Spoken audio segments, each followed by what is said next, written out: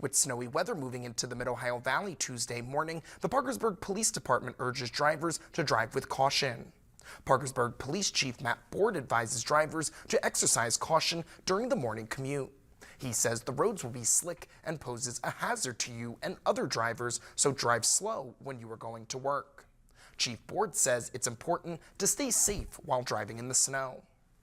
Well, it's important for people to be safe in these conditions for their safety, but actually more especially the people around them.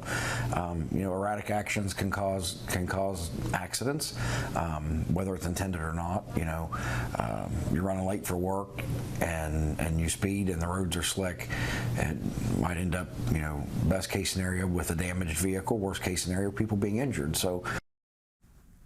If you happen to break down while it's snowing, Chief Board says to stay out of the road as much as possible and to call for help.